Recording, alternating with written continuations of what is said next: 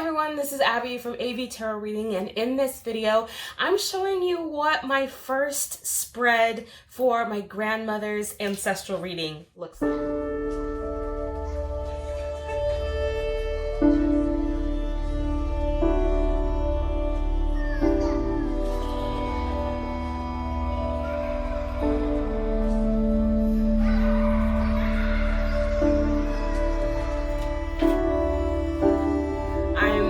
Just completing the first the first ancestor that I want to communicate with, and I am working on gathering the information for the others, but I started with the first person that I really wanted to connect to, really want to kind of understand a little bit more intimately, and I've just completed it, and then I want more. So I want to talk about what my spread looks like, what the process was, and what my game plan is going forward.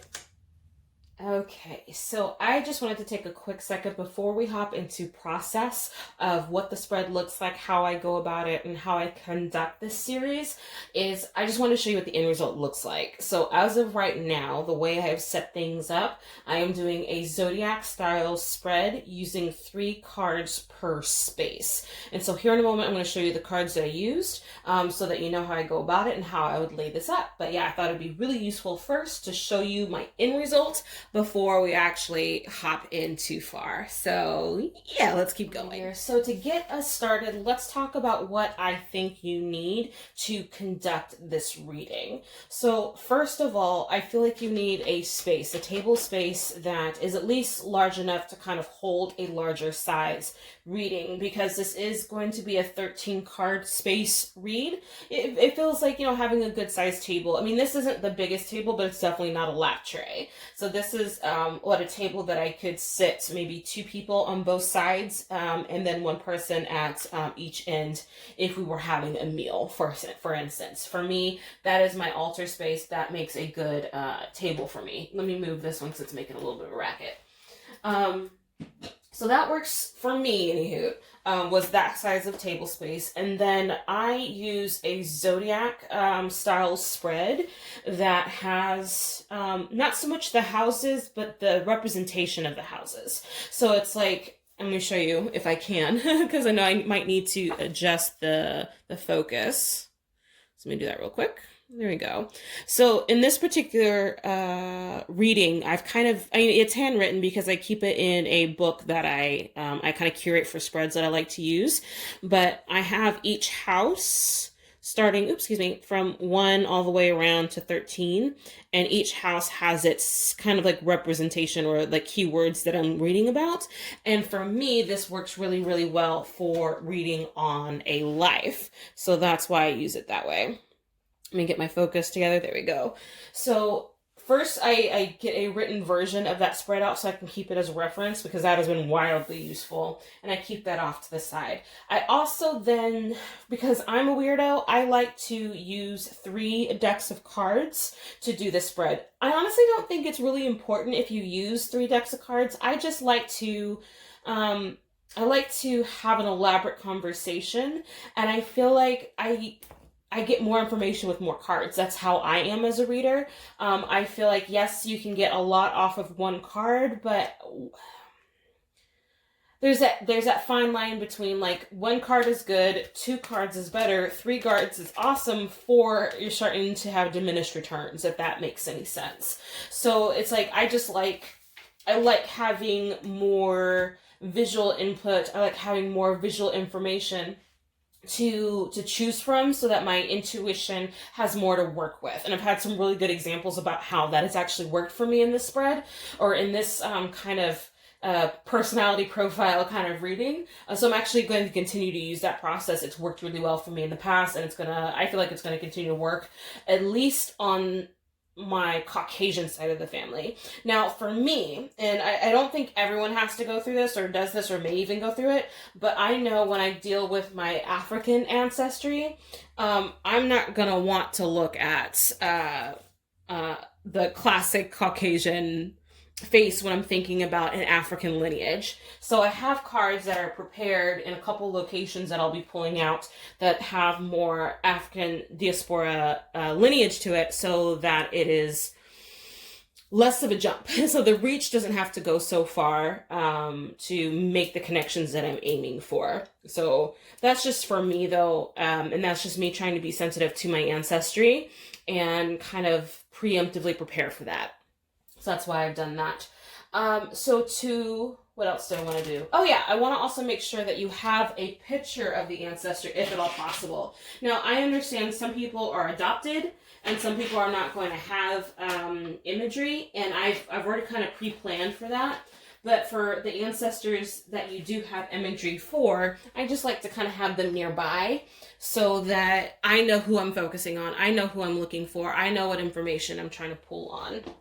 So I'm just realizing the light is a bit dark. So let me see if I can adjust that super fast, maybe. It doesn't look like I can. That's okay. So the way that I conduct the reading is, I didn't talk about the cards. Let me talk about the cards first. So the way that I've chosen which cards to use, I'm actually using the Before Tarot, the Standard Rider-Waite-Smith. Oops, there we go. And they're probably upside down. I don't mean for them to be. The Standard Rider-Waite-Smith and the After Tarot. And the reason that I've chosen these is because these cards are like the Two of Pentacles has the classic Two of Pentacles ideology or imagery, but with a little bit of a twist. And if you don't know what these two sets of cards are, the Before Tarot kind of shows an image of the Standard Rider-Waite image, but a moment before the Standard Rider-Waite image. And then the After Tarot shows a moment that's just a moment after the Standard Rider-Waite image. And so between the three of these, I feel like I get a good symphony of information instead of just a cookie cutter kind of idea. And for me, that is also to kind of help me break out of my normal visual cues when I see this. I don't immediately go to my old story of information that's in my mind. I look a little bit more at what this is and how this card makes me feel instead of the symbolism that I've already learned, that I've already applied to the Standard Rider-Waite imagery. So to me, that's just been part of the key of this, is kind of breaking open the molds that I've already set for myself so that I can do this in a better way. So that's why I've chosen these particular cards. And the way that I go about this process is I do kind of ritualize this in all honesty, but I will have brought out my picture, I have my candles lit, I will have said my prayer, I'll have my beginning conversation. If you're an adoptee or you don't have an image of the person that you're trying to understand, to me, just the intention of like, who is it that you're looking for? The great-grandmother. I feel like that would be enough. Like, I don't see why you can't pull that information and get info that way. So let's see, is this all upside down? No, it's not. Some of these, I do make a point of not reading reversals while doing this, because it's just like, there's already so many cards, let's not make it harder by throwing in reversals. So if reversals do show up, which looks like they will because this card is a little mixed, then I'll just flip those over. So I essentially shuffle all of the cards as usual once I've decided, yep, now it's time to start. I shuffle all the cards. And I'm just thinking about this person, the person that I want to understand more about, the person that I want to connect with, the person who I just, said a little prayer for. And I'm thinking about them and kind of shuffling them into my cards. Because I'm asking them, and essentially, is to organize the cards in such a way that I'll be able to learn about their life via the spread. So it's just a little way for me to kind of focus my intention on them. So I'm pretty certain you can do this with any other set of cards. It doesn't have to be the Before and After Tarot, but I just thought this would be really cool to do. So that's why I used it, and it's been working well for me.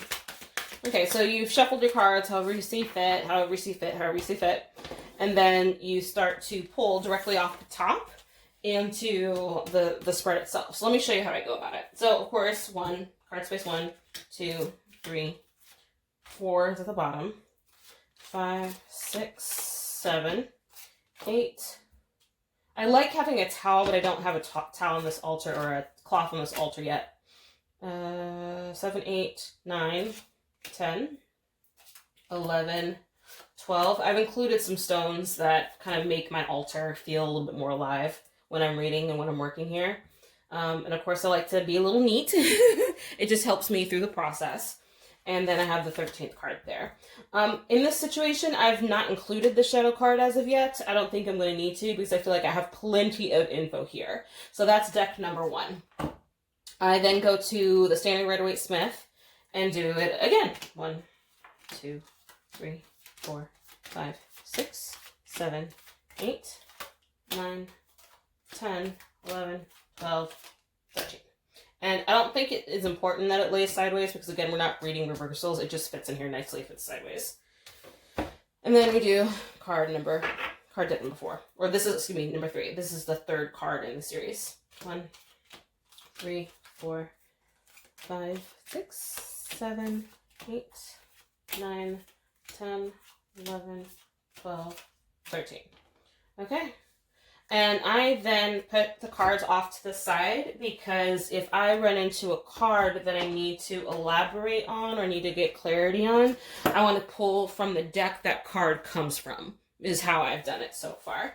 So I have my journal prepared, and basically what I would be doing from here is taking the first card of the set, the whole collection, sitting with my journal, and then reading on the 3 cards as like the snapshot of the story. Let me see if I can get out of the glare.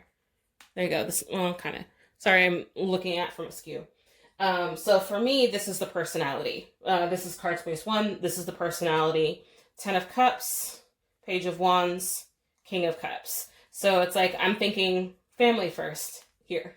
Probably weighted down by the responsibility of family or happiness. Even when things are happy, you still kind of saw the clouds of the situation. And so that just kind of gives me an idea about this particular person's personality. And it's just a snapshot. And of course, a person's personality can shift and evolve over time. You will probably start to notice as you're reading the situation or reading the spread of where in their life they are.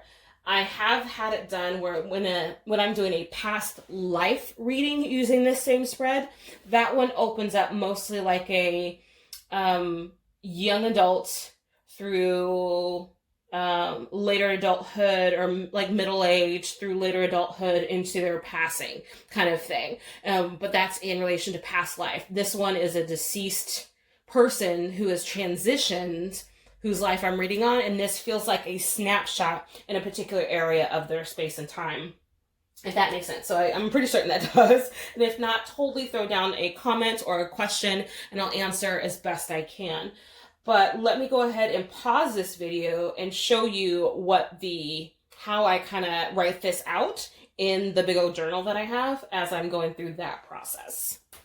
Okay, Sweet Pea, I went ahead and decided to switch camera mode, so forgive me that the quality has shifted, and I'm also holding the camera. But this is just an inside look of the journal so far. I mean, this is just my grandmother's. It's just the first one. So as of right now, I have the photo that I was using as kind of like a point of reference in here. And of course, this is a photo that I'm okay having in here because I have a lot of this particular photo. So my recommendation, if you have super precious photos, like I do have some of these that will not go in here because I need to keep them safe, or I feel the responsibility to keep them safe, I would then take a photo of the photo and then have them printed out on it. Like I have a sprocket that I am in love with right now. Print them out there or have them professionally printed or Kodak printed or whatever you use, just so you have a copy of the photo and you can input that into the journal itself. So the way that I'm setting this up so far in this big ol' guy is that I'm just laying in the photos. I'm not doing any dating or anything, nothing too fancy, because I want this to be a work in progress. So I have her name, I have her stuff and who she is, and my maternal. I put M for maternal. I guess I'll need to, I mean, I know, but if my son looks at this, I want him to be able to kind of discern who's who. I started all this on page 2 of the journal. So let me back up. On page 2 of the journal so that I can kind of give an intro as to my process, as to what I'm thinking, how I'm going about this, because I'm noticing I'm starting to intermingle going from the first person narrative, like as though she's telling me the story, to the third person as to I'm telling the book the story. So it's just, and it goes through the same process as the spread itself. So I'm going back and forth, using the spread as the point of reference and just writing down, card space 1, it's for the personality, and I put down the cards, and then my pen started to die. So I'm like, damn it. And then, so I got a new pen, and then possessions, and I write that information based on the 3 cards that I have. And I then continue on to the other pages, and I have gotten through the entire spread, gotten through all 13. And when I got to 13 today, and I don't have a whole lot of time, I can get this done in a day, but I don't have that kind of hours at one time that I'm willing to devote to this and not let my businesses fail, essentially. So I break it up into different hours. So it's like the first part happened in an hour, the second part happened in another hour. And so now I'm done with the spread and with the interpretation. And I want to have a further dialogue. I want to have some questions further from here. And so because I am also taking a course on genetic memory from Benabel Wynn, she showed a mediumship style spread whose questions I'm going to also include. So one of the questions was something along the lines like, what wisdom would you have for me, or our lineage? How can I continue to honor you? And a few others that were really good questions. So I want to have this page as like the, anything that you want to tell me, anything the soul wants to tell me, either about themselves or about me or whatever they feel is important. I want to give this space the opportunity for them to speak more. So that will be my next task for my grandmother in particular, is to give her the 3 questions that I want information on, and then wrap that up so that I can then start, if not on this page, then on the next page, which will probably be my grandfather. Probably will be my grandfather, before going into my paternal grandmother, my paternal grandfather, and then moving forward from there. But yeah, this is where it's at right now. This is just day 2 of me doing this work, and I'm still super excited. Like yesterday, when I started this process, I got super excited and I started crying. So that was kind of interesting to kind of have a super emotional moment that I was not expecting. All right. Yeah. So to wrap this video up, I just wanted to talk about briefly a couple of the things that I've learned so far. One of which is that this process is just as intimate as I wanted it to be. It's just as informative as I wanted it to be. I wanted it to be like a quick connection where I understand kind of the synopsis of who you are, if you could be summed up into 12 spaces. I feel like it did that, and I feel like it did that accurately. But it was also kind of a little bit of a struggle not to apply my own story to my grandmother as I was writing it down. So that was a little bit of a challenge because I knew her in life.